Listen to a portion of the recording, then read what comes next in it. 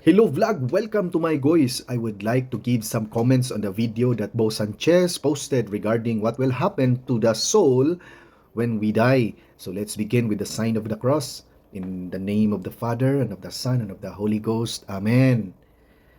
Okay, first and foremost, we need to know that every Catholic must know that we are not entirely dependent upon a body, but we have this kind of soul that informs matter.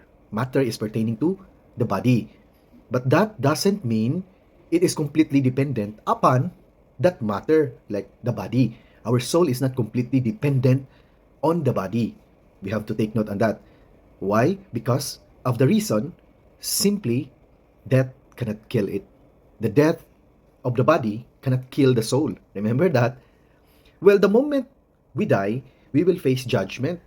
Hebrews 9:27. It's very clear. It is destined for people to die once, and after this comes judgment. Unless you are ignorant that when you die, you don't face judgment, and that's a problem already. A soul that is freed from any scars or any stain of sin will rise immediately to heaven.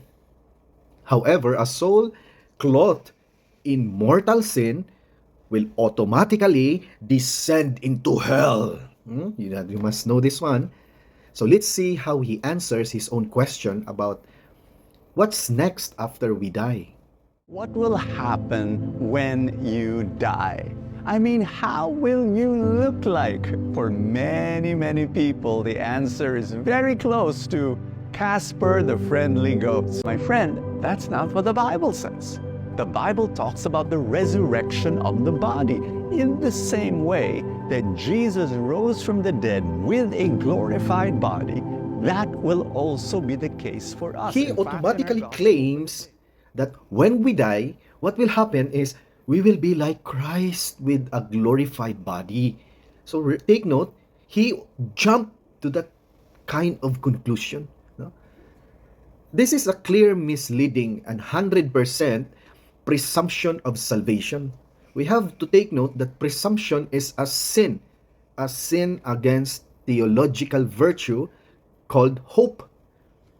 He is talking about also this kind of lack of sleep, forgetting one's self just to get busy saving souls. Well, he is just maybe ignorant on what St. Charles Borromeo and St. Aloysius Gonzaga did during the plague of 1587 in Milan, the Black Plague.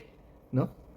If you forget to exercise or forget to eat good foods, or if you forget about being healthy, this kind of people is always embracing the health and wealth gospel.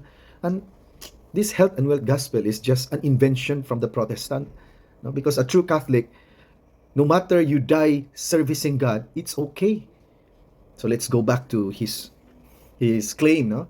That you forget to eat good foods, and then you forget being healthy because you are busy saving souls. I know of a lot of religious people, they lack sleep, they don't exercise, they eat the wrong crappy food.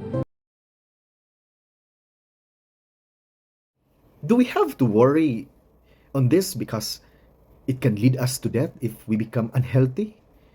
As a Catholic, do we have to worry all this kind of bodily death because we are serving the Lord? The service I'm talking about is not the service that the charismatic group is very proud to claim, but the service of being in a serious apostolate. What is that? The saving of souls. No? So my question here is, do we have to worry if we are so inclined to saving souls? Because here, if you analyze what he is talking, he tries to pressure you something that you need to be worried because why? You forget being healthy because you focus on being too religious. Of course, the reason why we become so religious is we are doing what is pleasing to God. And what is that pleasing to God? Saving of souls. Is he reading the Matthew 20:28? Or I don't think so, no? Is it 20:28 or 10:28? I think it's 10:28. 10:28. And it says like this, do not fear those who kill the body, but cannot kill the soul. So,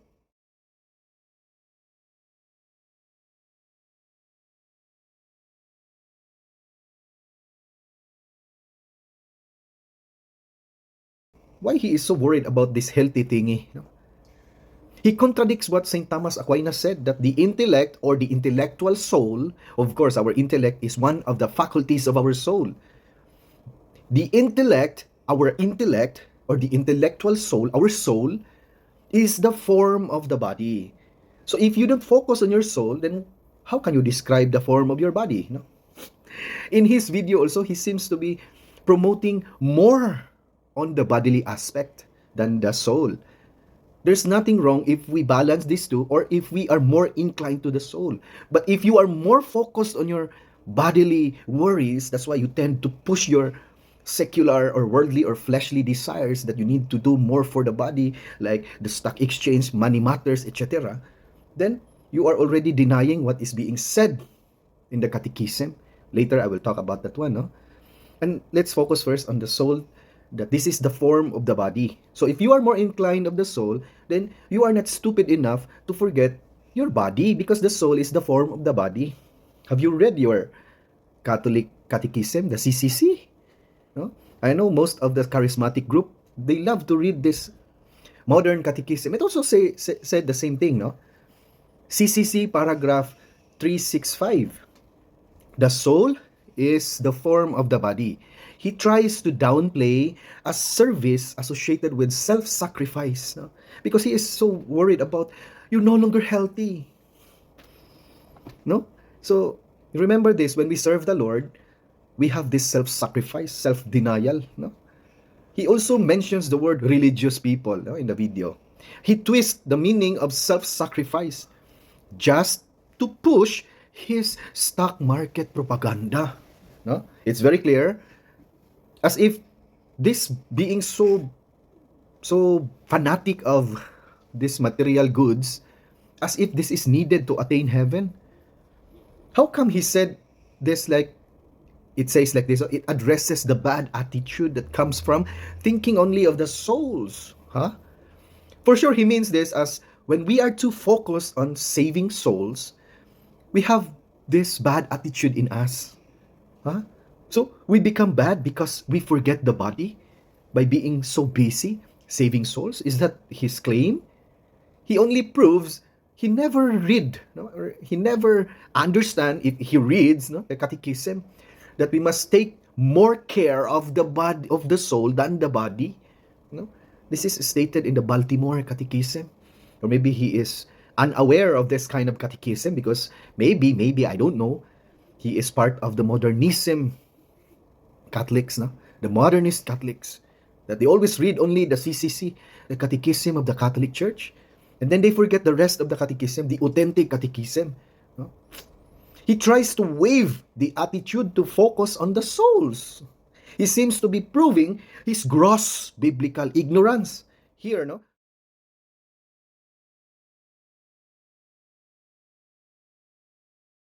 We bring heaven down to earth by living a life of love and service in this world. Through our families and our jobs and our careers and our health and our finances, we bring heaven on earth and give people a glimpse of God's love.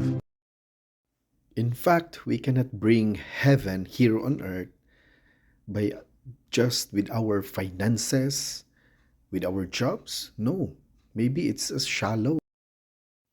Heaven is always associated with the spiritual realm, not the material realm or this corporeal state. No, if we want heaven here on earth, we focus more on souls, not this foolishness related to material goods. That is foolishness. Like in Colossians 3:2, set your minds on things above, not on earthly things. And why you are so being focused on the stock exchange, financial health matters? Regardless you are very good or you excel on those aspects, you will still subject to death. No matter how you are very prepared in your health conscious measures in life, you will still die and question, how are we prepared? No? Also in Matthew 6:19, it says there, do not lay up yourselves treasures on earth. So why is being so worried all this stock exchange, your stock market propaganda, money. Why you are so very worried about money, health, and wealth? It's not a Catholic teaching, no, to be worried about that one. If you read the lives of the saints, you will know. No? So he pushed his love of material goods upon promoting earthly matters. For a man to excel in business and profession, he must double time in doing exclusive things for his business. No? He is twisting the truth here, no? Just to push his stock exchange propaganda, etc. No? That means if you desire to excel in this material world, in fleshly aspect, you cannot focus God at all. Yeah, this is very clear. If you excel, if you desire to excel, why? Because your mind is pointing to the material world only. Or you will be prone to commit sin by falsely telling what is the truth. No? What is truth or truthful messages, you will twist that one because the truth is not aligned with the material world. The truth is always aligned with the spiritual world, and that pertains to our soul. No? So you will be prone to commit a sin because you might twist biblical verses just to support your fleshly desire. No? It is clear that in his question, what will happen to a soul after we died, will go straight to heaven. It is clear, no? You can listen to his video here. Of the body, in the same way that Jesus rose from the dead with a glorified body, that will also be the case for us. In fact, in our gospel, In the Lord's Prayer, no? He tries to invent his own modernist interpretation of the Pater Noster, no? He tries to suit it with his own material desires, no? He suits the third petition. Actually, this is the third petition of the Pater Noster. Pater Noster is the Lord's Prayer, no? Which is, the third petition is, Thy kingdom come, no? Adveniat regnum tuum. So in Latin, this is Adveniat regnum tuum. He asserts that we are the one to let the kingdom of heaven to come. Huh? Where is this kind of teaching? Is he reading some commentaries from the saints? He, in saying like this, that we are the one to let the kingdom of heaven to come, he is denying the grace of God, no? Because it is not our own effort, no? It is God himself, no? That's why we desire, upon saying this prayer, Thy kingdom come, we desire that God will come to us, no? Because Jesus Christ himself is the kingdom of God. He is reducing the formula of the Pater Noster prayer into a very worldly approach. This is nonsense, no? So this is very dangerous. Say, example, you are a Catholic, you are an ignorant Catholic also, and then you try to get addicted to this kind of preaching, and then your soul will be at risk, no? Because I know you are poisoned because you are so influenced by this kind of health and wealth, no? The prosperity gospel. These are nonsense, no? When it comes to salvation of souls. And I wonder why so many charismatic group get paranoid on this, no? They try to defend, but their defense are baseless. They tend to become a Protestant, no? Because a Protestant is very different from the Catholic, because Catholic always desire salvation of souls. And if you are a true Catholic, you must also adhere to the only one mission of the Catholic Church. You know what is that mission? The mission of the Catholic Church, to be very clear, is not social justice. No. The mission of the Catholic Church is Salus Animarum Suprema Lex. What is that? The supreme law of the Church is the salvation of souls, not the salvation of our body. No. Saint Augustine, in his commentary for this third petition, no? Thy kingdom come, adveniat regnum tuum, no? In Matthew 6:10, he clearly says that we kind of igniting our desires towards that kingdom, no? So that it may come to us and that we may reign in it, no? So that we follow Christ, that we may persevere in that holiness, no?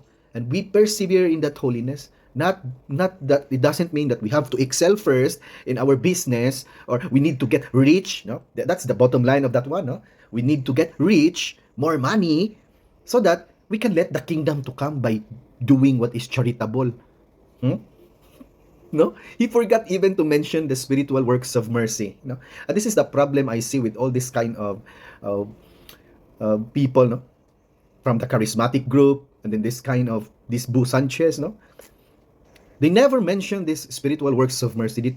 If they mention with only this kind of level, but with the corporal works of mercy, no, this is a very, if you try to understand Saint Augustine, no, when he tries to give commentary on Matthew 6:10, this is very spiritual, no, in a spiritual sense as compared to Bu Sanchez crafted interpretation, too worldly, no. And I wonder where did he get his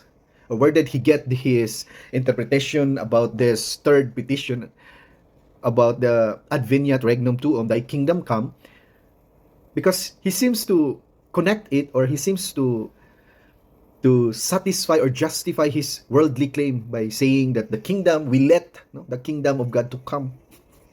No? And this is what we get from the prayer of the Our Father.